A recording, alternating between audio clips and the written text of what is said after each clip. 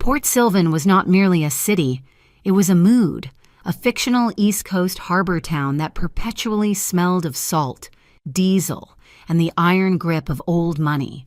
On this particular afternoon, it mostly smelled of rain. A cold, persistent drizzle slicked the cobblestones of the Wharf District, blurring the neon sign of the Lark and Loam Café. Ilara Knox, 32 years old, sat under the cafe's narrow awning, her lightweight wheelchair positioned parallel to the window.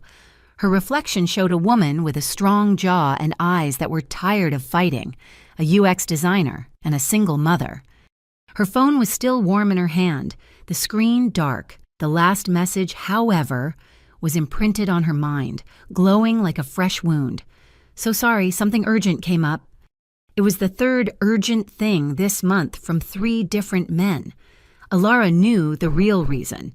It always came after her follow-up text, the one she sent an hour before any date. "Just so you know, I'll be the one in the lightweight chair. See you at 3. First came the silence, then came the excuse. It was always the chair. A familiar, cold humiliation washed over her, sharp and acidic. It had taken months of courage to reactivate the dating profile, months to convince herself that she was more than the injury that had stolen the use of her legs. And in one casual, cowardly text, she was reduced back to an inconvenience, a logistical problem. The empty bistro chair across from her felt less like an absence and more like a public accusation. She was blinking back the sting, focusing on a crack in the pavement, when a blur of motion broke her focus. A small child, maybe 4 years old, darted past a server who was deftly balancing a tray of lattes. The boy zipped across the damp pavement and stopped, abruptly, directly in front of her wheelchair. He tilted his head, his eyes impossibly wide and clear. A smear of pink cotton candy stained the sleeve of his expensive-looking jacket. "Are you sad, lady?" Ilara startled. The directness of children was a unique kind of assault, leaving no room for polite defenses. She forced a small, tight smile. "Just a little disappointed, sweetheart." "Oh," he nodded sagely, as if considering a complex problem. "I get sad when my robots break." "Milo." The voice was not loud, but it cut through the street noise like honed steel. Ilara looked up. A man stood a few feet away, tall, dressed in a black wool coat that looked too fine for the weather. He was not breathing hard, despite having clearly chased the boy. He moved with an unsettling stillness, an economy of motion that radiated pure, quiet authority. This was not a man who ever had to raise his voice to be obeyed. "My apologies," Cassian Vale said, his gaze finding his son. He breached containment. He stepped forward, his eyes, the color of the harbor just before a storm, flicked once to the empty chair opposite Ilara. He registered the entire scenario, the single coffee cup, the waiting, the disappointment in less than a second. His gaze returned to her face. The assessment was swift, total, and, remarkably, devoid of pity. It softened, just barely. "He didn't bother me," Ilara said, her voice steadier than she felt. "He's bothering the staff," Cassian countered smoothly. He looked at Milo, who was now examining the carbon fiber spokes of Ilara's wheel with intense interest. "Inside, hot cocoa, 5 minutes, then we go." Milo beamed. Cassian bought the cocoa and brought it out himself, setting the steaming ceramic mug on the small table. He did not sit in the empty chair. Instead, he stood back, leaning against the cafe's cold brick exterior, a guardian in expensive wool. And he watched. He watched Ilara talk to Milo. The boy was a whirlwind of energy, asking if her fast chair had lasers, if she could do wheelies, and if it could fly. Ilara, to Cassian's silent appreciation, fielded every question with a patient, dry humor. She did not talk down to him. She did not use the high-pitched, saccharine tone most adults reserved for children. She treated him like an intelligent, albeit small, person. "No lasers," Ilara said seriously, tapping the titanium armrest, "but it has an excellent turning radius. Very good for escaping broccoli." Milo giggled, Coco leaving a frothy mustache on his upper lip. Cassion's posture relaxed fractionally, but his observation remained intense. He saw the dignity in the set of her shoulders, the intelligence in her quick replies. He saw the steel beneath the damp afternoon's profound disappointment. A vibration. Cassion did not reach for his pocket. He simply tapped the watch on his wrist. The screen glowed faintly with an encrypted notification. Across the street, parked by the quay, a man reading a newspaper immediately folded it. He got out of the sedan and began walking toward the next block, his path casual but deliberate. A second man, previously unseen, emerged from an alleyway and took the first man's route. The security perimeter had just rotated. Alara, busy wiping Milo's chin with her own napkin, noticed nothing. But Cassion had gone utterly still. A black SUV, its windows tinted to opacity, cruised past the café. It had no license plates. It slowed just enough, an apex predator scenting the air. Alara felt the shift before she saw it. The air pressure around the man in the black coat changed. His breathing seemed too shallow, his shoulders setting in a way that was instantly, terrifyingly territorial. He was no longer a father watching his son drink cocoa. He was a Don holding his ground. The SUV moved on, turning the corner and disappearing. In a blink, the man was gone.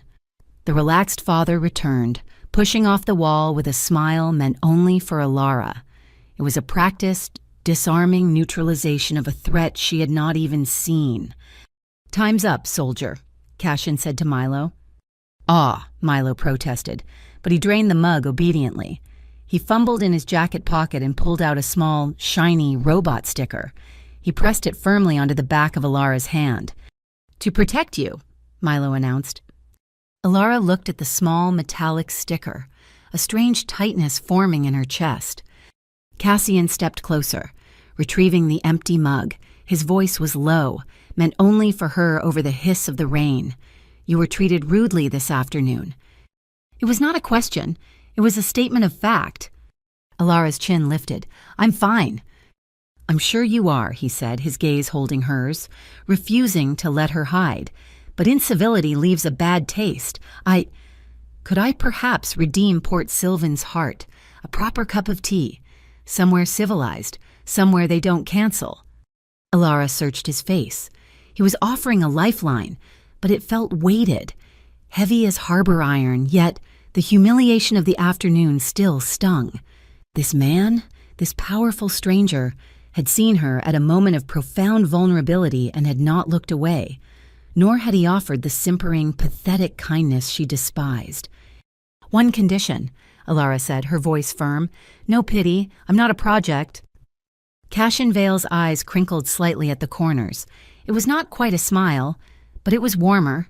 "Ma'am," he said, the word rumbling with assurance. "Nobody pities a steel spine." He nodded once, took Milo's hand, and they were gone, disappearing into the gray mist of the harbor district. Alara watched them go, the robot sticker gleaming on her hand. The world pulled back, the camera of the mind zoomed out, rising above the slick street, past the steaming vents of the Lark and Loam. High above, on the rooftop of the adjacent warehouse overlooking the café, a figure lay prone. The glint of a high-powered sniper scope swept the street where Cassian had stood. It paused, then lowered. Someone else was watching Cassion Vale, and they had just watched him stop for her. The Green Line Conservatory was a cathedral of glass and steam, a stark contrast to the gray, damp chill of the wharf. It smelled of humid earth, jasmine, and the sharp citrus of blooming orchid trees. Cassian had chosen a bench carved from teak, set back in an alcove of tropical pitcher plants. It was, Alara noted with her designer's eye, a location that was simultaneously public yet intensely private. She had met him here, half expecting another last-minute cancellation, but he had been waiting, Milo at his side. To her own surprise, Alara found herself talking. The quiet, unwavering focus he directed at her was disarming. He did not interrupt, nor did his eyes drift to her chair with that familiar, awkward pity. It was a drunk driver, 3 years ago," she heard herself say, the words falling into the humid air. "He hit the highway divider, and my car clipped his spin-out. 3 surgeries later, this is the new normal." She gestured to the chair. "I design user experiences for a living. I suppose this," she tapped the armrest, "is the ultimate lesson in user experience." She told him about her daughter, Nova. "She's 6 years old," Alara said, the practiced defensiveness in her voice softening into a genuine smile. "She just started wheelchair ballet." Cashin's gaze remained fixed on her face. "Wheelchair ballet? That sounds competitive," Alara finished, with a short laugh. "You have not seen true intensity until you have seen a half-dozen 6-year-olds choreographing synchronized spins to pop music. Nova, naturally, believes she's in charge of the entire production." "It seems to run in the family, then," Cashin observed, a slight smile touching his mouth. Alara realized the conversation had been entirely one-sided. "And you, Cassian? You're not from Port Sylvan. What is it that you do?" His posture did not change, but a subtle guard clicked into place. His eyes shifted from her face to the exotic flowers nearby. "I oversee a private logistics network," he said. The words were smooth, corporate, and deliberately vague. "Vale Holdings. We manage the movement of specialized assets." He offered nothing else. No details about his past, no mention of Milo's mother, no explanation for the aura of command that clung to him like the expensive wool of his coat. Milo, having exhausted his patience for adult conversation, suddenly ran up to Alara. "Miss E, look." He thrust a small, articulated robot figure into her lap. "This is Unit 73. He has plasma cannons and a stabilization field." Alara's eyebrows rose. "Miss E." "He has a deep respect for titles," Cassian supplied, his voice softening as he watched his son. Alara took the robot, examining its joints with genuine interest. "He's magnificent, Milo. Very powerful stabilization field." A comfortable silence settled, a fragile bond woven from shared humor and a child's obsession with robots. It shattered in less than a second. Alara saw Cashin's focus snap from his son to the glass entrance of the conservatory. His entire body went still. Following his gaze, Alara saw 3 men loitering just outside the main doors. They were dressed in heavy dockworker jackets, too warm for the humid interior they were pretending to consider. They were trying to look casual, but they failed. The light caught the ink on the thick neck of the man closest to the glass, a stark, black anchor. The Ravetti crew, even Alara, who stayed far from the harbor's criminal whispers, had heard the name.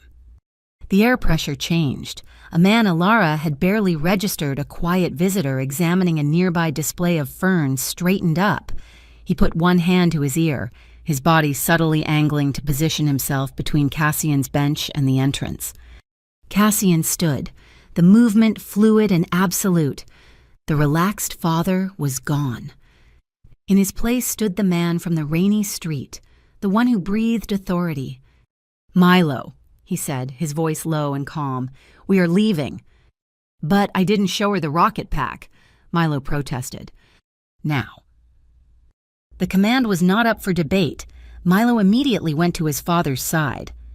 Cassian turned to Alara, his eyes dark with an urgency that bordered on anger. Though it was not directed at her. "Alara, my apologies.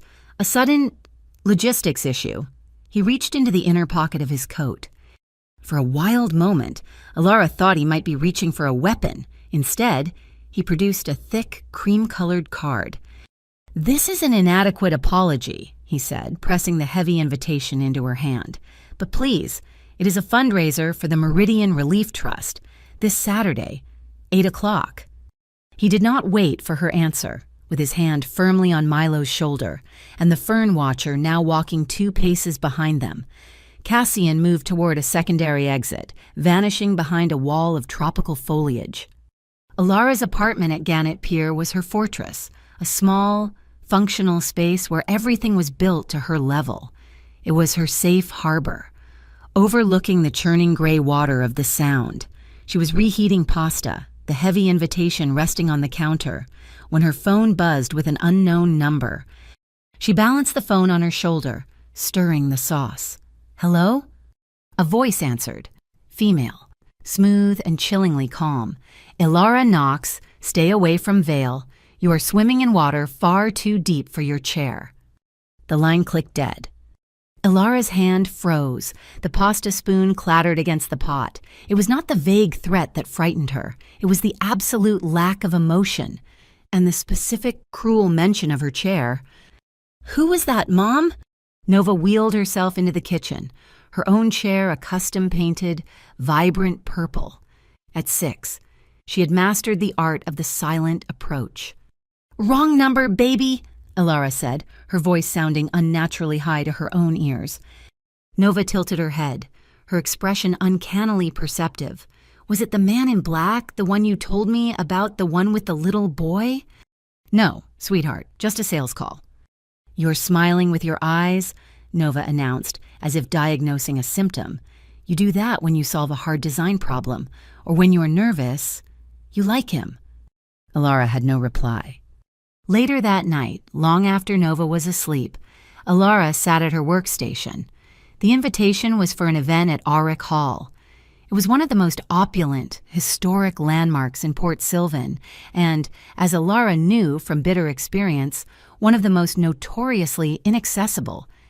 Her curiosity, now mixed with a sharp edge of fear, took over. She opened her browser and navigated to the regional disability forums she frequented. She typed Auric Hall accessibility. She expected a sea of complaints about 19th century architecture and non-existent ramps. Instead, she found pages of praise. A total miracle retrofit. Someone installed custom-built platform lifts, seamlessly integrated zero-grade ramps, and fully accessible restrooms on all 3 floors. It is the most accessible historic building in the state. One comment, posted 6 months prior, made her stop.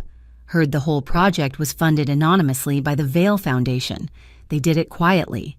No press, no donor plaques, just done. The Vale Foundation, Cashin's private logistics network, apparently had a very quiet, very expensive charitable arm. A soft sound from the front door broke the silence of the apartment. A faint scratching.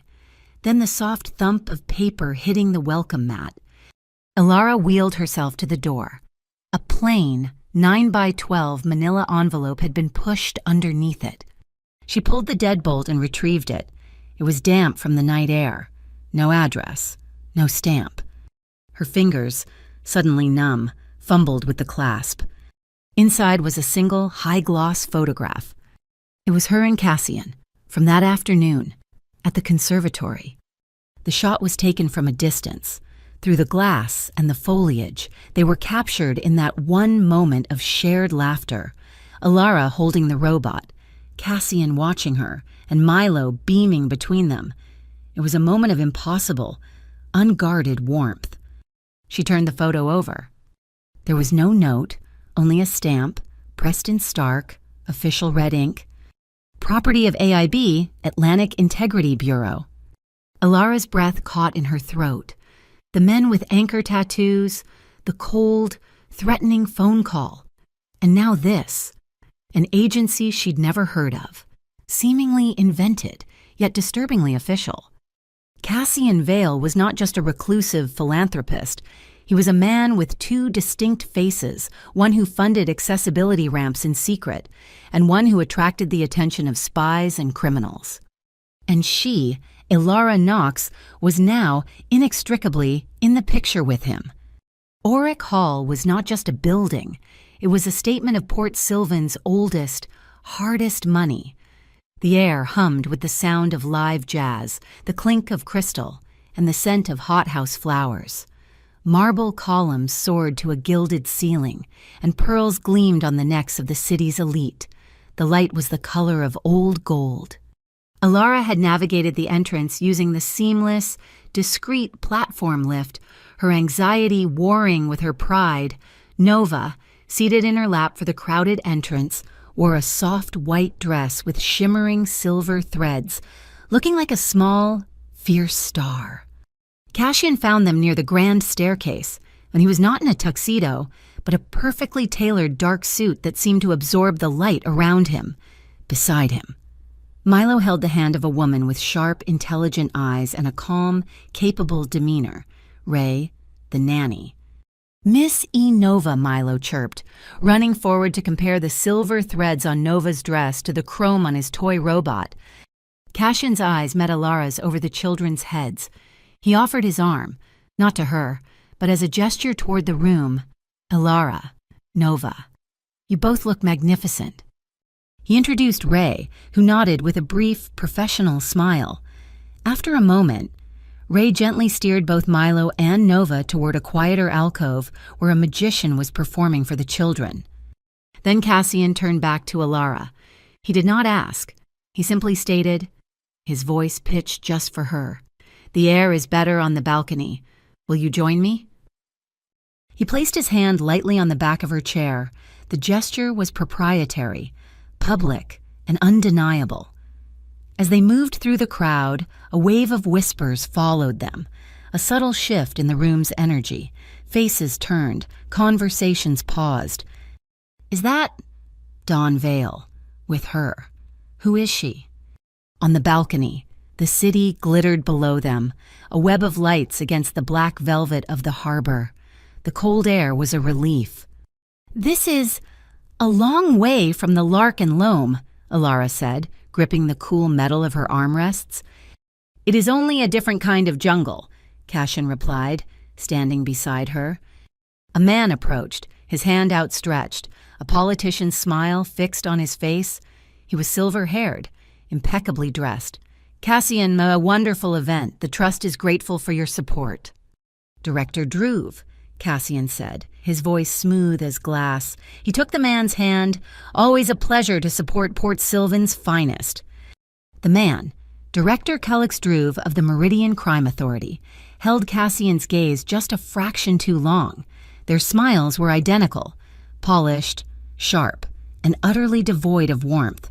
They looked like two veteran chess masters acknowledging each other before a match. Druve nodded to Alara, his eyes registering her with a flicker of analytical curiosity. And then he was gone, swallowed by the crowd. "A friend?" Alara asked. "An associate," Cassian corrected. As if on cue, a flurry of red confetti, shot from cannons on the lawn below, drifted up past the balcony, dusting them in crimson.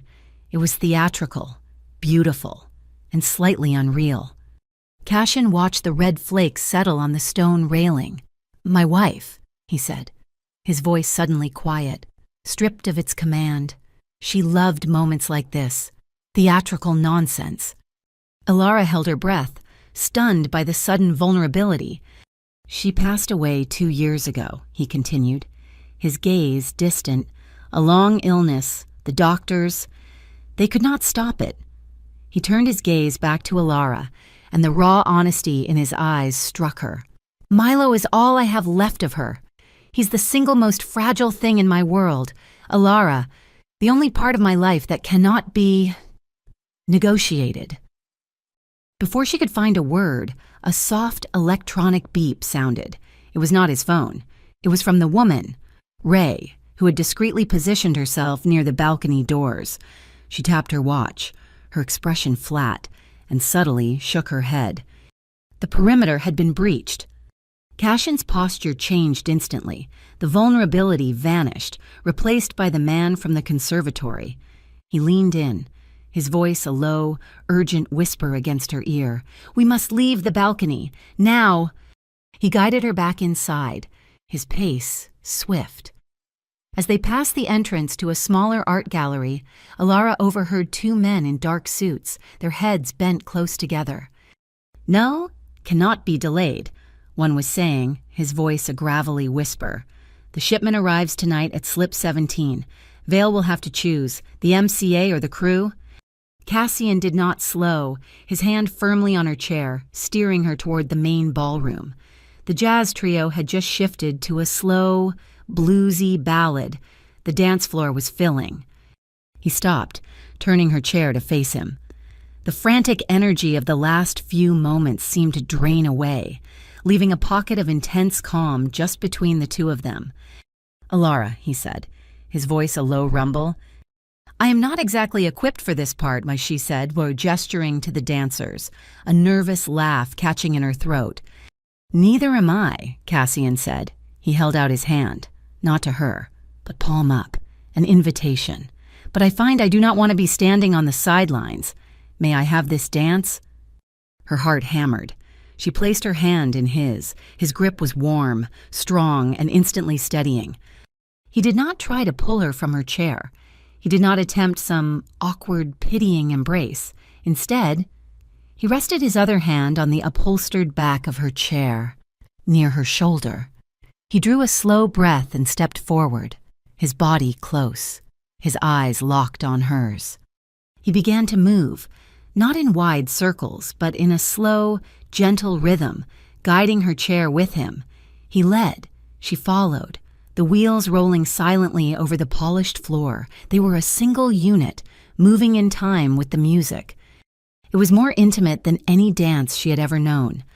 He held her hand, his thumb stroking the sensitive skin of her palm.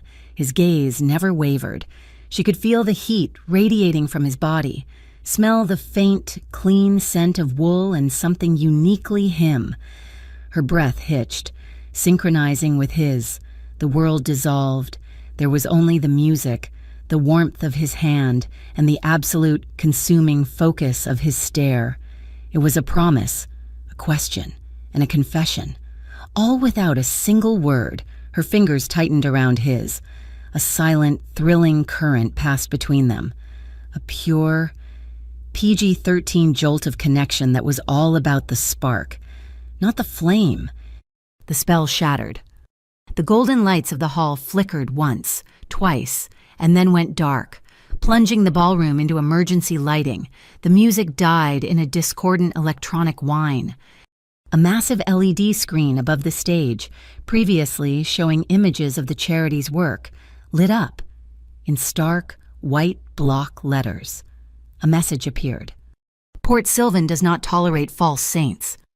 A collective gasp went up from the crowd. It was a direct public challenge, a declaration of war from the Rivetti crew. Panic began to ripple. In the chaos, Cassian did not hesitate. He was already in motion, his hand protectively on Alara's shoulder. Pushing her chair toward the accessible service exit, he had clearly clocked the moment he entered the room. He moved with purpose, a predator cutting through the herd. He shoved open the door into a quiet, carpeted service hall, the alarm bells of the hall now ringing behind them. He turned, blocking the door, and looked down at her. His face was a mask of cold fury, his chest rising and falling. "Alara," he said, his voice raw, "you need to leave. My driver will take you and Nova home." "Cassian, what is happening?" He looked at her, the mask cracking. He saw her fear, and it seemed to break something in him. "I am not a good man," he confessed, the words torn from him. "I have done things, managed things that these people—" He gestured back at the ballroom. "Pretend do not exist, but I swear this to you." He knelt beside her chair, his gaze leveling with hers, fierce and absolute. "I will be good to you." The chaos of the gala was nothing compared to the cold, bureaucratic terror that arrived the next morning. It was not an envelope slid under her door. It was an official summons, delivered by a stiff-backed courier from the Atlantic Integrity Bureau. It named Alara Knox as a potential witness in an ongoing investigation into financial irregularities and potential money laundering associated with the Meridian Relief Trust. Alara's blood ran cold. The photograph had been a warning. This was the consequence. They had not just been watching her at the conservatory. They had been watching her before that. They had been tracking the trust, and by extension, its largest donor, Cassian Vale. And now, she was formally tangled in the web. The world suddenly felt sharp, hostile when she dropped Nova at school. The ordinary chatter of the playground seemed to grate on her nerves. She was saying goodbye near the gate when a woman with a clipboard and a strained, professional smile approached her. "Miss Knox, I am Tara Reeves from Child and Family Services. I was hoping we could schedule a time to chat about Nova's home environment. Alara's entire body went rigid. I'm sorry, about what? Just routine, the woman said, her eyes a little too bright. We received an anonymous tip regarding potential safety concerns, given your situation. She glanced meaningfully at Alara's chair. Alara's hands tightened on her wheels. My situation involves a fully accessible apartment and a daughter who is thriving, who filed this report. As I said, it was anonymous.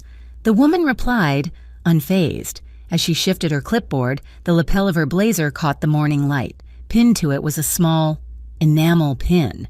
It was not the standard, bland government logo Alara would expect. It was a small black anchor. Alara's breath seized. This was not a social worker. This was a message from the Rivetti crew. They were telling her, in the cold light of day, that they knew where her daughter was. She said nothing, her mind racing. She took the woman's card, her hand trembling almost imperceptibly. I will have to check my schedule, Alara said, her voice a flat, cold monotone. The moment she was back in her accessible van, she called Cassian. He picked up on the first ring. She did not waste time. They sent someone to Nova's school, a woman pretending to be a social worker, wearing an anchor pin. Silence, then his voice, devoid of all its earlier warmth, a blade of pure, cold fury. Ray is already on her way. She will pick up Milo and Nova and take them to Museo Key. They will not be out of her sight. Meet me at Sylvan Overlook in 30 minutes. Sylvan Overlook was a windswept park on the highest point of the city, a place where politicians gave speeches, overlooking the vast industrial sprawl of the port. Cassian was waiting for her, standing near the stone balustrade, his back to the city. He looked like a general surveying his battlefield. She is safe, Alara, he said as she approached, his voice tight. Ray has them.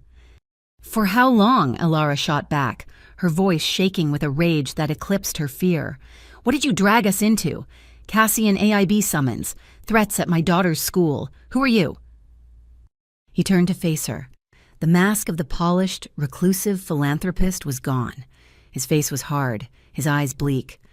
Vale Holdings is a shell, he said flatly. A very complex, very legal shell, but it was built to scrub clean the money that came before it. I run the Vale Syndicate. The Syndicate, Alara whispered. The name was legend in Port Sylvan. Smuggling, protection, logistics, the true unelected rulers of the harbor. You are a gangster. You are the Dawn. I am, he said, no apology in his voice. My father left me an empire of blood and shadow. I am trying to turn it into an empire of glass and steel. I am trying to make it legitimate. The Rivetti crew. They are old world. They thrive in the mud. They do not want the harbor to be clean because they cannot survive in the light. That message at the gala. The threat at Nova's school, they are trying to drag me back into a street war. And you put me in the middle of it, Alara's voice cracked. You put my daughter in the crossfire. Yes, he said. He stepped forward, and for the first time, he looked truly defeated. I saw you at that cafe, and for the first time in years, I acted without calculating the angles. I wanted something clean for myself, and I stained it by bringing it into my world. I accept full blame, Alara, but I will not let them harm you. He offered her a key card. This opens a panic room in your building and a private apartment upstate. I can have 24/7 protection on you and Nova by tonight. Alara looked at the key, then back at his face. I do not want your bodyguards. Cassian, I want this to stop. I have one condition. If I am, in this, then I have a rule. Anything. No violence around my child, she said, her voice fierce. No guns, no blood. I do not care what you are. You will not bring that world near my daughter. Ever. His eyes held hers, and he nodded slowly. I swear it. When Alara returned to her apartment building, the tension was a physical presence in the lobby. A man in a utility uniform was working on the ceiling panel of the elevator. Alara's eyes narrowed. As he looked up, She saw the telltale bulge of a shoulder holster under his coveralls.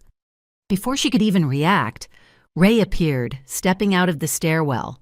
"Ma'am, please take the stairs. The elevator is compromised."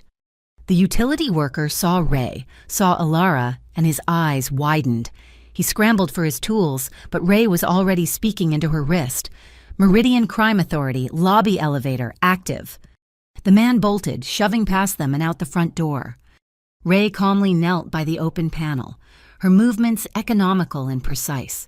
She pulled a small, metallic disc from the wiring, a bug. "He was MCA, Ray said simply, handing the device to Alara. "Not Rivetti. Director Dhruv is listening, too." Alara stared at the bug. This was Cassian's world, a world of constant surveillance, of competing threats, where the police were just another gang. That night, after checking the locks on her door for the 10th time, her phone buzzed with another anonymous text. "Slip 17 tonight. Do not let them lead you by the nose." Slip 17, the name she had overheard at the gala. Someone was feeding her information. Someone who was not Cassian, not the Rivetti, and not the MCA. A new feeling took root, pushing past the fear determination. She was a UX designer. Her job was to find the flaws in a system, to understand how a user was being manipulated, and to redesign the path she was not going to be a pawn. She opened her laptop and went to work. She did not need classified files. She just needed the public-facing Port Sylvan logistics interface. It was clunky, badly designed, and full of security holes she could see from a mile away. She cross-referenced the gala's date with the shipping manifests for Slip 17. She found it, a container, flagged for late-night customs clearance. Origin, a holding company she did not recognize. Contents, high-priority medical equipment. It was a lie. It was the shipment the men at the gala were talking about. This was the mud Cassian was trying to escape. She picked up the phone and called him. "You have a shipment coming into Slip 17 tonight, don't you?" Cassian was silent for a beat. "Yes. How did you know?" "It does not matter," Alara said, her voice steady, focused. "It is a container of medical equipment, and it is the leverage the Rivetti are using against you. If you want to be clean, Cassian, if you want that legitimate empire, you have to stop this. But you have to do it clean." "Alara!" "No knives," she insisted, her voice gaining strength. "No guns, no shadows. You do this with laws. You do this in the light, or I and my daughter are gone." There was a long pause on the line. She could hear him breathing, thinking. She could picture him at the overlook, staring down at the harbor. "In the light," he mused, his voice changing, the strategist returning. "Then we are going to need a stage. We need an audience, and we need spotlights." The plan was named Operation Spotlight Swap, and it was Alara's design. For 2 days, she lived on caffeine and adrenaline, her mind a flurry of code and social engineering. She built a sleek, convincing app for a fake civic event, the Safe Green Port Initiative, celebrating a new community rescue drill. She designed the user interface, created the press releases, and blasted the invites to every local news outlet and blogger in Port Sylvan, promising a major philanthropic announcement from Vale Holdings. While Alara built the digital stage, Ray's team handled the physical one.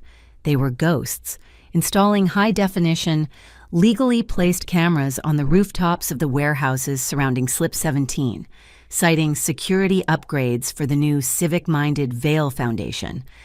The night of the shipment was cold, the air sharp with the smell of low tide. Slip 17, usually a dark, industrial canyon, was bathed in the harsh white light of television cameras. A small podium stood in front of a massive, sealed Vale Holdings container, the one Alara had flagged. Cassian arrived last, playing the role of the benevolent billionaire perfectly. He stepped out of his sedan, not in a dark suit, but in a practical, expensive jacket bearing the Vale Holdings logo. He smiled for the cameras, his presence a shield. The Rivetti crew would not dare make a move in front of half the city's press. Alara watched from a command van parked across the lot, her laptop relaying Ray's camera feeds. She felt a sickening lurch as a black MCA vehicle pulled up. Director Kelix Druve stepped out, his politician's smile firmly in place. He strode to Cassian, shaking his hand for the cameras. "Director," Cassian said, his own smile just as polished. "Glad you could make it. Always good to have the MCA's support for community safety." "We are here to supervise, of course," Druve replied, his voice booming for the nearest microphone. "We must ensure all cargo meets Port Sylvan's safety standards." Alara's blood chilled. It was him, the man from the gala, the one with the dead eyes who had spoken to Cassian. He was not here to support, he was here to pounce. He knew what was supposed to be in that container, and he was here to catch Cassian red-handed, live on camera. "Let us begin the drill," Cassian announced. At his signal, the massive steel doors of the container were unsealed. The press surged forward, cameras rolling. The doors swung open. The container was packed to the ceiling, floor to roof, with boxes, but not with guns, or drugs, or unmarked cash. It was full of ventilators, boxes of surgical masks, and advanced patient monitors, all bearing the insignia of the Meridian Relief Trust. Alara stared, her mouth going dry. The manifest was real. It was 100% legitimate medical equipment. A collective, disappointed sigh went through the media. Druve's smile froze, a mask of pure, reptilian fury. He had been played. Or, Alara realized, they had... Cassian did not look surprised. He looked furious. His eyes, cold as the harbor, scanned the crowd and found Alara's van. He knew, instantly. The plan had been leaked. The shipment had been swapped. This was not a victory, it was a setup. He smoothly took the microphone. "Thank you all for coming. As you can see, Vale Holdings is proud to partner with the Trust." He was already moving, handing the mic to an aide, striding toward Alara's van as reporters began to pack up, grumbling about a failed PR stunt. The moment he was inside the van, the door sliding shut, the facade dropped. "Get us out of here!" he snapped at the driver. The van pulled away, leaving the anticlimactic scene behind. "What was that?" Alara demanded, her voice shaking. "You set me up. That was a publicity stunt. You used me to clean up your image." "Do you think I wanted this?" Cassian's voice was a low growl, his fury barely contained. He slammed a hand against the wall of the van. "Do you think I wanted Kelix Druve at my back, live on television, waiting to arrest me? Someone cleaned that container before it even docked. Someone knew our entire plan. We have a mole, Alara. We are one step behind." "I do not believe you," she whispered, the betrayal stinging. "You lied. You are exactly what they say you are." "I did not lie to you," he said, turning on her, his eyes blazing. "I am not the one who—" His words were cut off by the trill of Alara's phone. It was not a call. It was a video message. She opened it. Her heart stopped. It was a live feed, shaky, as if from a hidden camera. It showed a brightly lit room, the Museo Key, the children's exhibit. Nova and Milo were laughing, heads bent together, building a tower of brightly colored blocks. Ray was visible in the background, watching them, her back to whoever was filming. Then the text message appeared beneath the video. "Choose the port or choose the kids." The air left the van. Alara could not breathe. This was not a threat about logistics. This was not about money. Cassian looked at the screen. The rage vanished, replaced by an absolute, terrifying cold. He hit a button on his own phone. "White Shield Protocol," he said, his voice unrecognizable. "Execute White Shield. Museo Key. Both children. Target is active. Move now." He turned to Alara, his face a mask of stone. "They are safe. Ray is the best there is, but they cannot go home, and neither can you." The van took a hard right, speeding away from the harbor. They ended up on the roof of a concrete parking deck, a desolate, wind-whipped place overlooking the highway. The rendezvous point, another black car, was already waiting. Alara was trembling, the video of Nova playing over and over in her mind. Cassian was on the phone, his voice a series of low, precise commands. He was moving his children, and hers, into a fortress. Ram Cathedral. He called it a Vale safe house. Alara had simply nodded, numb, agreeing to the protection. He finished the call and stood in the biting wind, the city lights a cold blur far below. "They are secure," he said, his voice raw. "They are on their way." Alara just stared at him, the tears she had refused to shed now blurring her vision.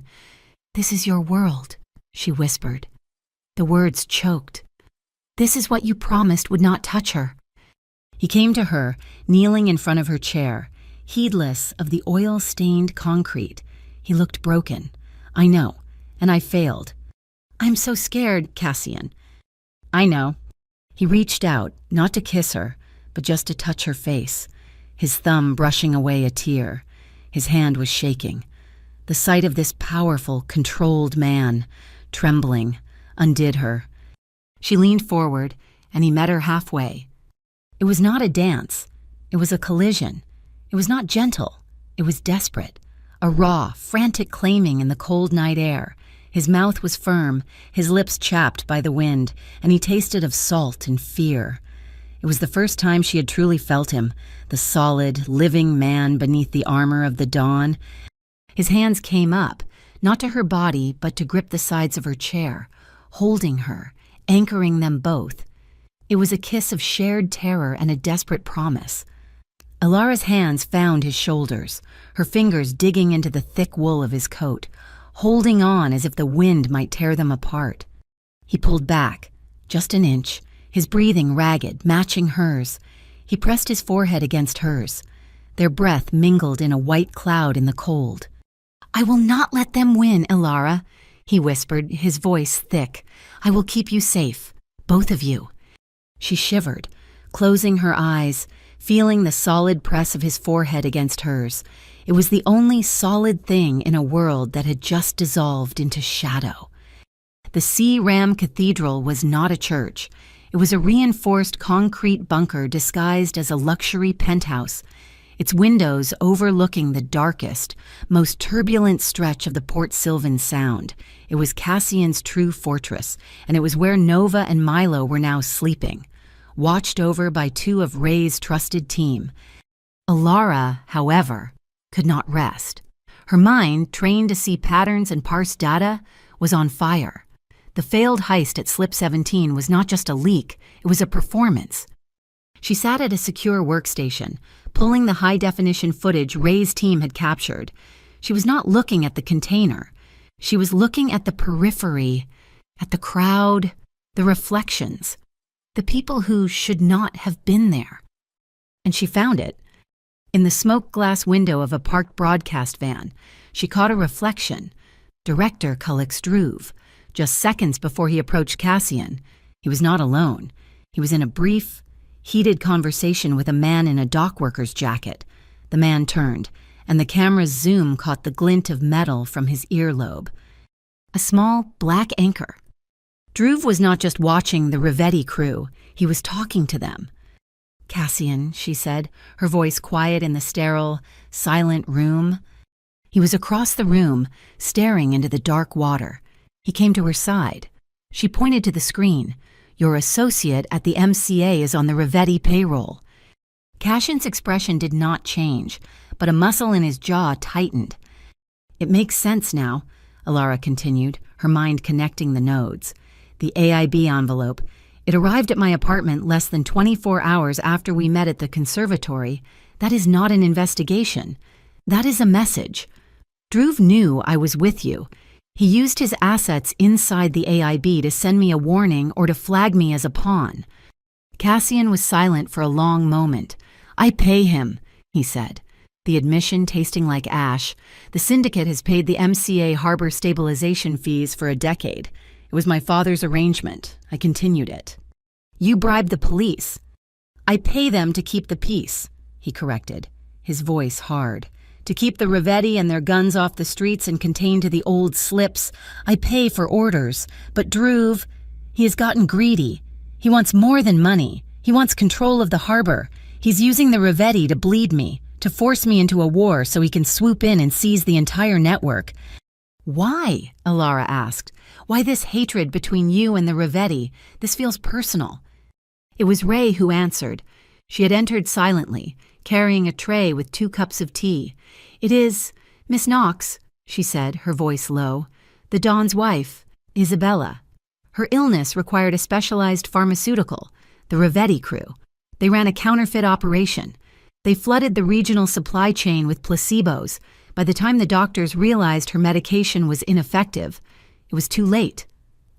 Alara looked at Cassian, whose face had become a mask of stone. After she died, Ray continued, the Don did not just go to war. He performed a surgical extraction. He dismantled their entire counterfeit drug operation in one night, not with bullets, with data. He burned their labs, their accounts, and their supply lines. He cost them millions and exposed them. They have been trying to kill him ever since. Alara finally understood. The man who built accessibility ramps and the man who dismantled criminal empires were the same person, driven by the same precise, protective rage. So we cut off the head, Alara said. Cassian looked at her. Druve, she clarified. He is the head. The Rivetti are just the weapon. We cannot fight them in the street, but we can expose the man who holds their leash. We need proof of the payments. We need the data that links Druve directly to the Rivetti. That data would be in the Meridian data vault, Cassian said, shaking his head. It is the most secure server in the city. It is impossible.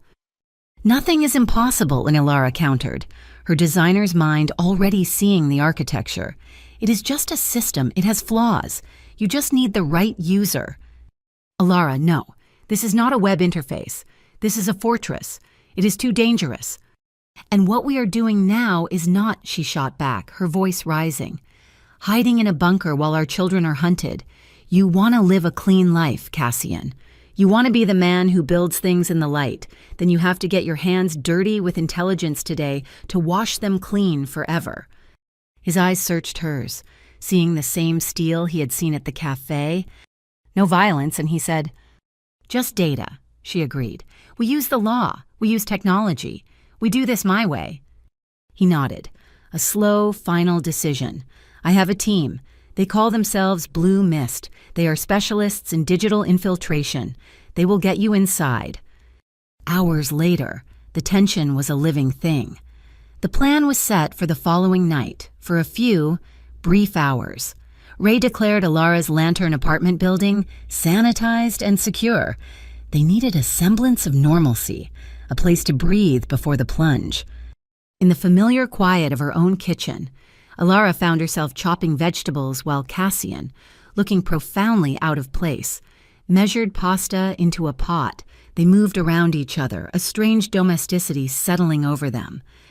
I dream, sometimes, Alara said quietly, her knife finding a steady rhythm, of a house, not a penthouse, just a house, on the water, with ramps so perfectly graded you do not even notice them, and a glass elevator. A glass elevator, he repeated, a small smile touching his mouth.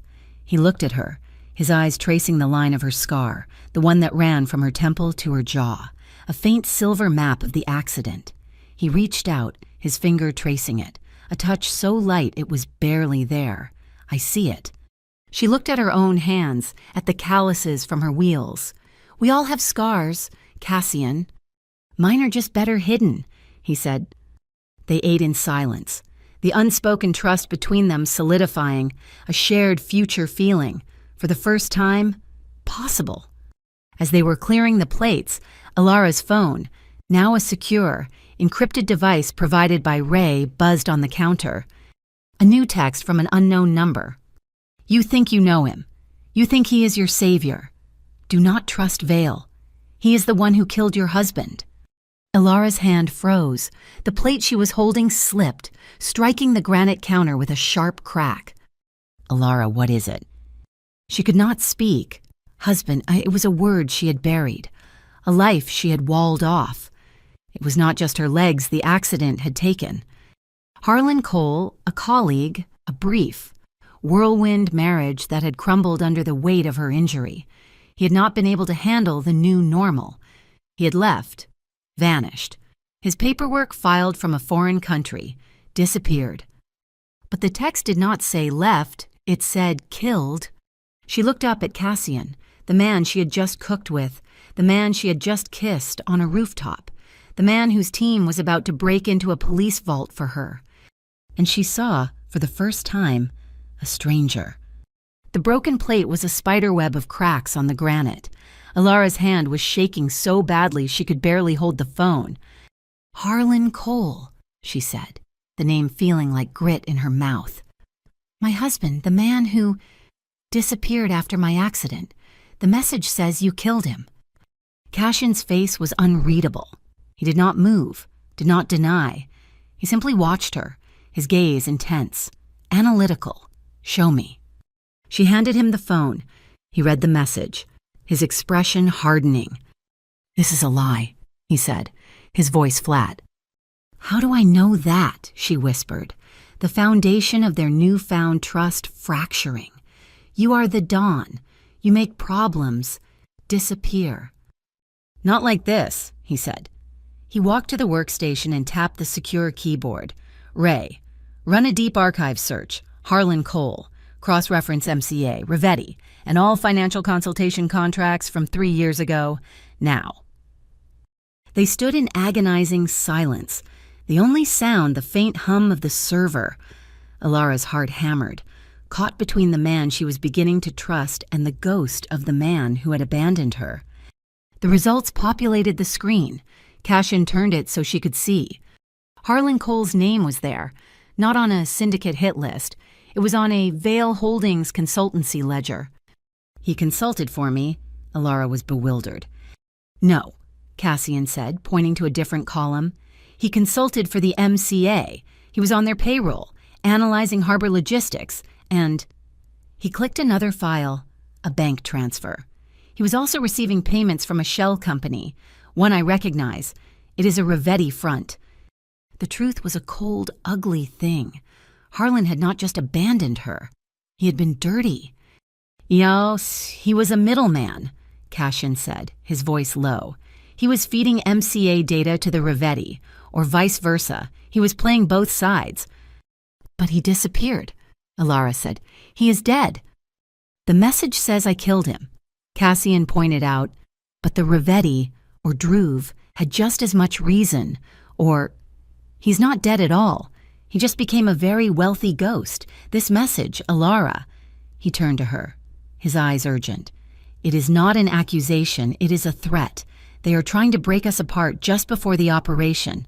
They know we are coming." The operation was a go. The Blue Mist team, 2 men and 1 woman as quiet and intangible as their namesake, slipped into the MCA building's maintenance sub-basement. Alara sat in the command van, parked 3 blocks away in a dark alley, her world reduced to the glow of 6 monitors. Cassian was with her, his presence a tense, coiled energy beside her. "We are in the main duct," the team lead's voice whispered over the comms. "I see you," Alara murmured. She was not just guiding them, she was seeing for them. She had hacked the building's internal schematic cameras and written a visual recognition algorithm. Her screen highlighted patrol routes in red and audio sensors in yellow. "You have a 2-minute window. Go." They moved through the guts of the building, a silent, black-clad trio. They breached the data vault's physical firewall and jacked in a hard line. Data began to stream to Alara's console. It was a deluge of encrypted files. "I am in," she said, her fingers flying across the keyboard, bypassing security protocols. "I'm looking for Druve's private accounts." She found them, and the payments, hundreds of thousands of dollars, funneled from Rivetti shell corporations. And then she saw the designation on the recipient wallet, an alias H. Cole. "Harlan," Alara breathed, the name tasting like poison. "He's the ghost. He's the one laundering Druve's money. He is not dead. He has been here all along." "Where is the money now?" Cassian asked, his voice lethally calm. Alara's algorithm sorted the transaction histories. It is not staying in a wallet. It is being consolidated. The trail ends at a physical asset, a mobile treasury. The GPS pings are all over the harbor, but the last one, Cassian, it is heading for Slip 31, tonight. The Rivetti are moving their entire digital bank. Cassian realized they are running. We need that ledger, Alara said, her voice hard. All of it. We cannot just expose Druve. We have to seize the entire Rivetti financial network. Change of plans, missed one. Cassian said into his comms, "Get out now. We're moving to Slip 31. Understood. The team lead replied. Just as the team began to retract their line, a high-pitched alarm blared through Alara's speakers. Red lights flashed across her monitor. Silent alarm, the team lead hissed. We have been tripped. Someone new. A mole, Cassian swore. They let us in. Get to the roof, now. We have patrols converging on the stairwell. You will not make it, Cassian said, looking at the schematics. Go to the west to escape. I will buy you time. He was out of the van before Alara could protest, sprinting down the street toward the MCA building. Cassian, no. He ran straight at the front entrance, slamming his shoulder into the glass door just as two guards burst out. He created a perfect, loud, and violent diversion. Get the van to the west alley, he yelled into his own comms, shoving one guard into the other. Ray roof now. Alara's hands were shaking, but she slammed the van into gear. She tore down the alley, her tires screeching, timing her arrival for the exact moment the guards on the west side would be distracted by Cassian's brawl. She skidded to a halt, blocking the alley just as 3 MCA guards ran out, their guns drawn. They were carrying non-lethal, high-velocity rubber bullet rifles, but they looked terrifying. He is on the roof, one shouted. Sparks flew from the fire escape above as the mist team cut a lock. Cassian appeared, having fought his way through the lobby and scrambled up the ladder. A spotlight hit him. Do not move, Vale, a guard yelled. From the adjacent rooftop, Ray appeared. She fired a high-tension zipline. The grapple clamped onto the railing near Cassian. He grabbed the handle as the guards opened fire. The thwack, thwack, thwack of the rubber bullets impacting the brickwork around him was sickening. He clipped in and jumped, sliding across the dark chasm just as the mist team vanished over the other side. Alara's monitor, connected to Cassian's body cam, was a dizzying blur of motion. As he landed, he looked directly into the camera, his breath ragged. Trust me, he panted, a promise meant only for her. She wrenched the wheel, floored the accelerator, and the heavy van surged backward, crashing through a chain-link fence into the adjoining lot. They were out. They regrouped at the safe house, the adrenaline slowly draining, leaving a metallic taste of fear. We are dark, the misled reported, but we got the first packet uploaded to your server before the alarm. It is not enough, Alara said, staring at the partial data. It proves Druve took money, but it does not link to the mobile treasury. We still need Slip 31. She felt a wave of despair. They had risked everything and only gotten half the prize. Her secure tablet chimed, a new video file. Her hands trembled as she opened it, expecting another threat. It was Nova and Milo, sitting on a cot in the safe house, their faces bright and serious. Mommy, Nova said, her voice tinny. Uncle Cass told us to guard the robots. We are keeping them safe. We are on a mission. Milo held his robot up to the camera. We are protecting you. Miss E, he said solemnly. Go get him. Alara watched the video twice, a slow, fierce strength burning away her fear. She looked at Cassian, her eyes clear and hard as steel. They are running, she said, so let us go hunting. The C-Ram Cathedral was silent, a fortress of concrete and armored glass suspended over the churning black ocean. The children were asleep, safe, 2 rooms away, but sleep was impossible. Alara sat in the observatory, a curved room where the windows met the floor. staring at the rhythmic sweep of a distant buoy light.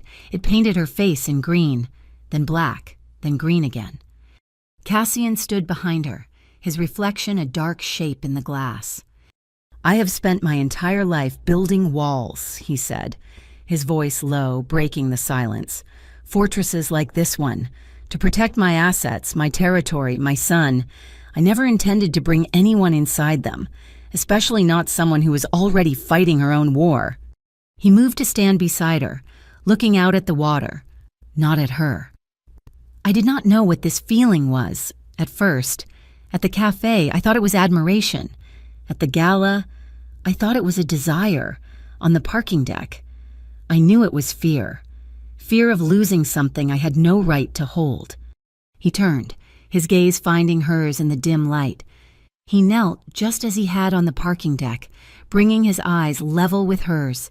"Alara, I am in love with you." She flinched, bracing for the words that always came next. "Let me take care of you. Let me fix this." But he did not say them. "But I need you to understand what that means," he continued, his voice rough with honesty. "This is not a rescue. You are the strongest person I have ever known. You do not need anyone to lift you up. You just need someone to stand beside you while you climb." He smiled, a broken, weary smile. "I am asking to be your ally, Alara, your partner." She did not reply with words. She reached out, her hand finding the hard line of his jaw. He was real. This was real. She pulled him toward her. He surged forward and their mouths met. The kiss on the rooftop had been desperate, fueled by wind and terror. This was different, and this was a slow, deliberate claiming. It was a deep, consuming kiss that spoke of trust earned and futures considered. It was the sealing of an alliance, a promise made in the dark. His hands found her, one cupping the back of her head, his fingers tangling in her hair. The other hand rested on the solid, strong frame of her chair, near her waist, grounding him. Alara's own hands moved, exploring the breadth of his shoulders, the tension in his neck. She met his kiss with an equal, rising need. It was a need to be seen, to be held, to be wanted, not in spite of her chair, but with it, a part of her.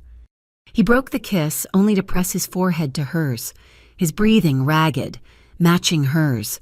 "You are my harbor," he whispered. "And you are my storm," she whispered back. He kissed her again, slower this time, a long, searching exploration that left them both breathless. The air in the room was thick, charged with the energy of two worlds colliding. He traced the scar on her temple, and she shivered, leaning into his touch. The slow sweep of the buoy light illuminated the absolute trust in her eyes. He moved, his hand finding the cord for the heavy curtains. With a soft electronic whir, the thick velvet began to slide shut, plunging the glass room into an intimate, profound darkness, leaving the world and the war outside. Morning came too soon, gray and cold, the illusion of safety shattered with the arrival of a new, encrypted message on Alara's terminal. It was not words this time. It was a file, a complex, layered digital map of Slip 31, detailing guard patrols, server locations, and a precise pathway to the mobile treasury. Alara's breath hitched. This was the key. And then she saw the file's icon. It was not a standard folder. It was a small, cartoon robot, identical to the sticker Milo had pressed onto her hand at the cafe. A cold, sickening dread washed over her. "Ray," she called out. Ray was at her side in an instant. Alara pointed to the screen. "That is Milo's robot. They are using him. They are using the kids as bait. It is a trap." Ray's eyes narrowed. She ran a quick image search, her fingers a blur. "It is a trap," Ray confirmed, "but not the one you think." She pulled up a database. "This robot is from Mecha Force, a generic, mass-market toy line, sold in every drugstore in the city." "So it is not Milo," Alara said, relieved. "No, but the source of this file..." Ray traced the encrypted path.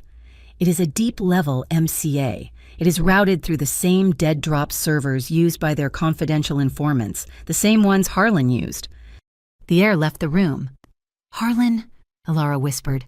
"Harlan is alive, and he is guiding us." Alara stared at the map. The man who had abandoned her was now, inexplicably, trying to help her, or trap her, or both. The revelation was staggering. If Harlan was alive, if he was the key to this, her future with Cassian was suddenly impossibly complicated. She looked at the door to the room where Nova was sleeping. This was never about Harlan. It was not even about her and Cassian. It was about that room. Lying low, running, letting Harlan and Druve and the Rivetti continue to exist. It meant the children would never be safe. They would live their whole lives in fortresses like this. She turned to Cassian, who had been watching her, letting her process. Her eyes were clear, the conflict resolved. "He wants us to take the treasury. He's trying to burn his old bosses. We are going—" "Alara, it is too much of a risk," Cassian argued. "It is the only way out," she said, her voice absolute. "We cut their money off. Tonight, we end this, or we spend the rest of our lives hiding from it." Alara contacted the only other player she trusted, Agent Priya Fenn, the name Ray had identified as the clean element within the AIB. "I have the map to the Rivetti treasury," Alara said, "and I am going to use it, but I need a legal perimeter. I need you to be the spotlight." Fenn's voice was crisp. "If you light it up, I will be there. I am activating a public interest alert if I receive a signal from you, or if I lose your signal, I will move on the MCA for corruption, armed with the partial data you have already sent. It is a legal dead man switch." "Thank you," Alara said. They stood by the armored door of the safe house, ready to descend into the war zone. Cassian pressed a small, heavy, steel token into Alara's palm. It was cold and smooth. "This is the Ember Protocol," he said, his voice low. "It contains everything, my ledgers, my father's sins, Druve's payments, the Rivetti files, everything I have. Cassian, if I fall, if they take me and you cannot get me back, you press the center. It sends everything to Agent Fenn. It will burn the syndicate to the ground, but it will expose Druve and end the Rivetti. It will make you safe. You would destroy your whole world."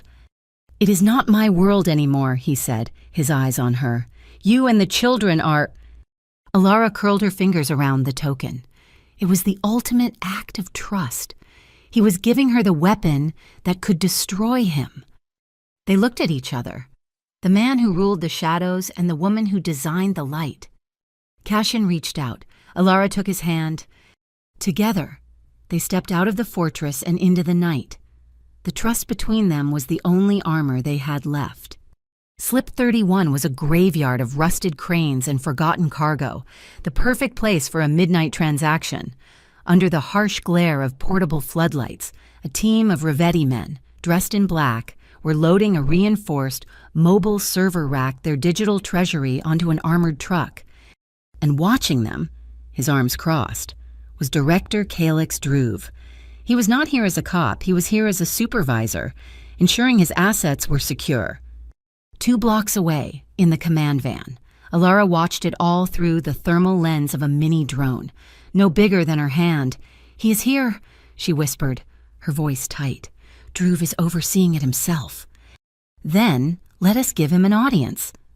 Cassian replied. He was in the driver's seat of a large Vale Holdings flatbed truck. He turned the key. The truck roared to life. He flipped a switch, and 2 massive Klieg lights mounted on the cab instantly bathed the entire slip in brilliant white light, turning night into day. He grabbed a loudspeaker.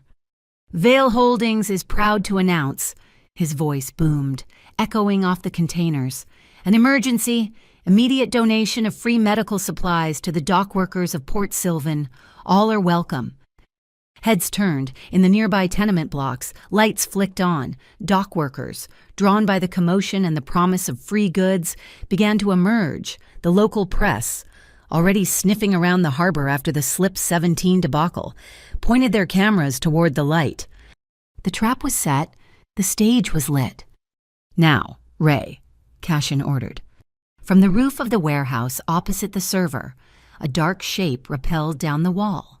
"Ray, silent as a spider, landed behind the armored truck, unseen in the chaos, and jacked Alara's hardline into the server's auxiliary port. Data flooded Alara's console. It was the entire Rivetti financial history. Her fingers flew, her own custom-built algorithm slicing through the encryption. She found the payments to Druve, thousands of them, and she found the intermediary, Harlan Cole, Harlan Cole, Harlan Cole. Her hands were shaking. "Where is he?" she murmured. She ran a ping on the admin-level device associated with the Harlan Cole account. A red dot pulsed on her map, not in the server, not across the world. It was close. It was 100 feet away. "He is here," she breathed. She directed the drone, lifting it from the shadows, past the distracted guards, toward the slip's dispatch office, through the grimy window. The drone's high-definition lens focused. There he was. Harlan Cole, not dead, not a ghost. He was alive, healthy, and wearing an expensive suit. He was standing next to Calix Druve, and he was laughing, clapping the MCA director on the back. The ground fell away beneath Alara, the man who had abandoned her, the man whose death she had mourned, the man who had sent her the map, had been her enemy all along. The message had been a lie to break her. The map had been a trap. "He is here," she repeated, her voice dead, all emotion hollowed out. Druve, seeing Cassian on the truck, finally made his move. "That is Vale," he shouted to his MCA officers. "He's interfering with a police operation. Arrest him." The Rivetti men, now acting as Druve's deputies, moved in. One of them kicked open a crate they had planted, revealing a cache of illegal firearms.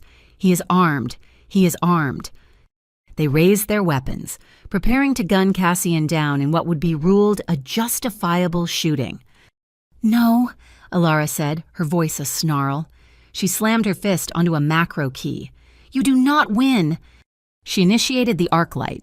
Instantly, the complete unencrypted ledger of transactions, every bribe from Druve to Harlan, every blood money payment from Harlan to the Rivetti was blasted to every news server in the state. It was locked, mirrored, and irreversible. In the crowd, cell phones began to chime, the alerts spreading like wildfire. "My God," a reporter near the front whispered, reading the feed. "Druve. He is on their payroll."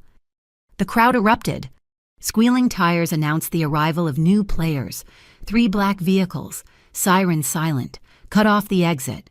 Agent Priya Fenn stepped out, her badge catching the light, flanked by a dozen AIB agents in full tactical gear.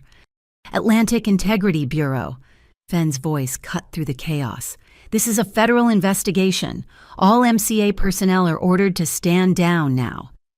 Druve, trapped between the crowd, the AIB, and the truth, went pale. He panicked. He ripped his non-lethal sidearm from its holster and aimed it at Cassian. He is resisting arrest. In the dispatch office, Harlan saw Alara's van, the nest of antennas on its roof. He understood. He raised his own pistol, a real one, and took aim, not at Alara, but at the glowing server bank in the back of her van. "Alara," Cassian roared. He saw Harlan. He did not dive for cover. He dove at the van, shielding her technology with his own body. He would protect her, her work, their escape, at all costs. The children safe in the cathedral flashed through his mind.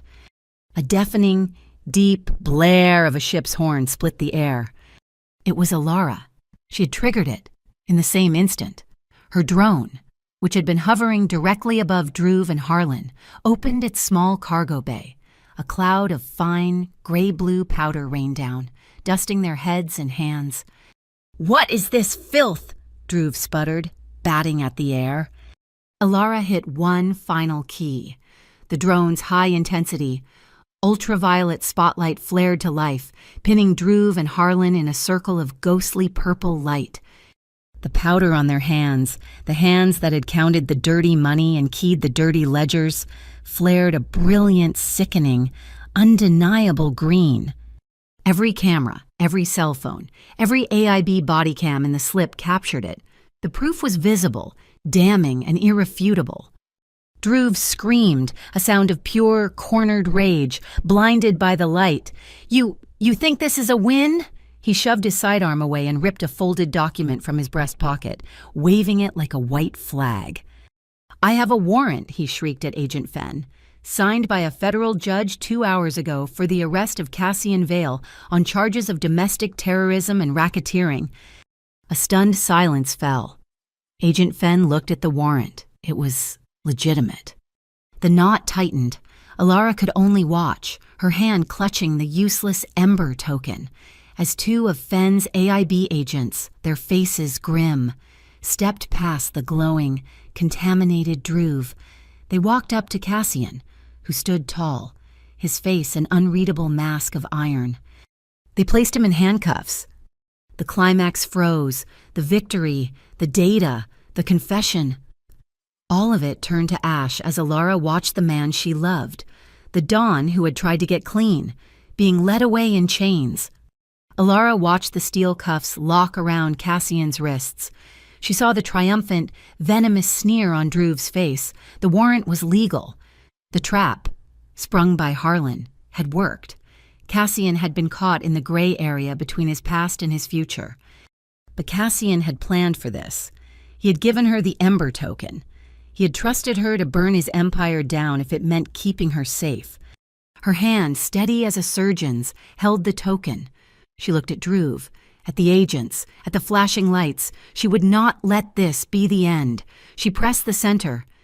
In Agent Fenn's command vehicle, a priority alert flashed, a massive, secure data packet, authorized by Cassian Vale's own encryption key, unlocked itself. It was the Ember Protocol. Fenn's eyes widened as she listened to the audio. It was Druve, clear as day, accepting a bribe. She saw the video, Harlan Cole very much alive, orchestrating the accident that faked his death. She saw the harbor protection contracts, the payoffs, the entire conspiracy. "Halt!" Fenn's voice boomed across the slip. She stepped out of her vehicle, holding her terminal. "AIB agents, stand down that warrant," and as she pointed at Druve, was issued based on fraudulent testimony. She looked at her team. "By the authority of the Atlantic Integrity Bureau, based on irrefutable evidence just received, I am placing Director Calix Druve under arrest for conspiracy, racketeering, and obstruction of justice. A federal judge from the fictional Court of Maritime Ethics, monitoring the sting, issued an immediate order. Cassian Vale's status is hereby changed from suspect to material witness for the prosecution. Release him immediately." Harlan Cole saw his world evaporate. He saw Druve's face, pale with shock. He saw Cassian's cuffs being unlocked. He did the only thing he could.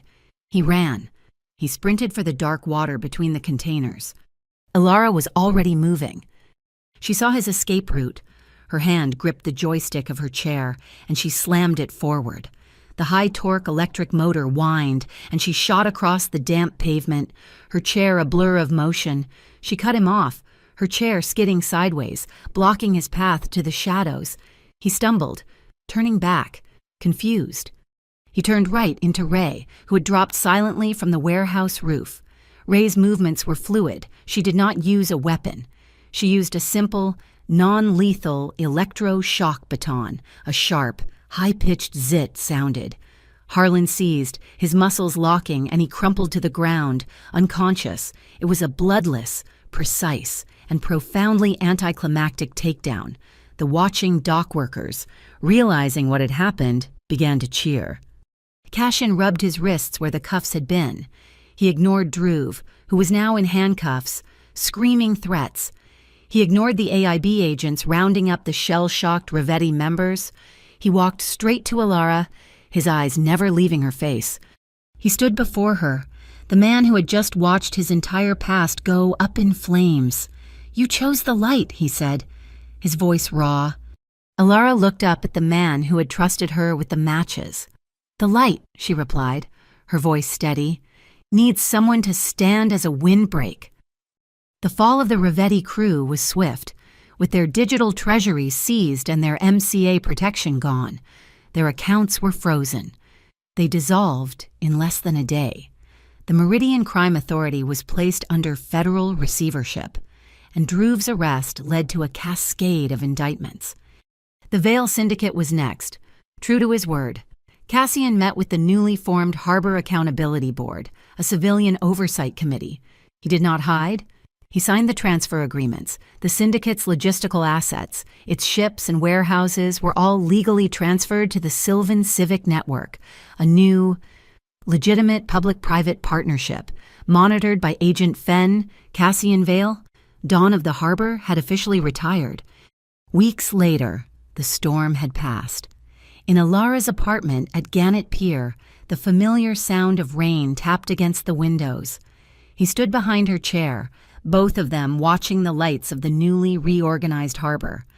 She reached back, her hand finding his. He came around, kneeling before her, just as he had in the fortress, just as he had on the parking deck. But this time, there was no fear, no desperation, only peace. Alara took the lead. She leaned forward, her hands cupping his face, drawing him in. This was not a kiss of terror or of alliance. This was a kiss of arrival. It was slow and deep and spoke of a profound, shared future. It was the feeling of safety, the feeling of being completely, entirely known, and completely, entirely wanted. His hands found her, one resting on her shoulder, the other on her back, holding her as if she were the most precious thing in the world. Her breath hitched, her body relaxing into his, a perfect trusting and complete embrace. The rain against the glass was the only sound, a soft curtain closing on the world they had fought, leaving them alone in the quiet. He pulled back, his eyes searching hers. He did not have a diamond. He reached into his pocket and pulled out a simple, dark band of metal. "It is recycled steel," he said, his voice thick with emotion. "From a bolt on the old Gannett Pier Bridge. It is held strong against 100 years of storms." He held it out to her. "Let us build a house, Alara, one with ramps gentle enough for any storm." She was crying, silent tears of pure release. She nodded. "Yes." As he slid the ring onto her finger, a small voice piped up from the hallway. "Are you guys done being mushy?" Nova and Milo burst into the room, their laughter filling the quiet. Nova wheeled herself into Alara's lap, and Milo scrambled onto Cassian's back. Milo, with great seriousness, pulled a robot sticker from his pocket and pressed it onto a nearby empty picture frame. The first piece of a new family's history. Port Sylvan changed. Alara became the lead accessibility consultant for the Sylvan Civic Network, redesigning the city's infrastructure from the ground up. Cassian, having faced the civilian board, poured his legitimate funds into the Nova Milo Scholarship, a grant for disabled children with a passion for robotics. Months later, Ray sat in a new, bright office, monitoring the harbor's now legitimate security feed. A final, flickering message appeared on the long-dead anonymous channel. "Watch slip 12. They are back." Ray looked at the message, then out the window at the peaceful, thriving harbor. She smiled. "There are no dark nights," she said to the empty room. Without a light on watch, she deleted the message. The view pulled back, rising above the city, settling on a new house on the water, a house with a glass elevator. On the balcony, Cassian, Alara, Nova, and Milo stood together, hand in hand, watching the ship sail into the harbor, finally standing in the light. Thank you so much for listening to this story. We would love to know where you are tuning in from, so please let us know in the comments below and share your thoughts. We invite you to subscribe to Mafia Boss Story, like this video, and support us by hitting that hype button so this story can be heard by even more people.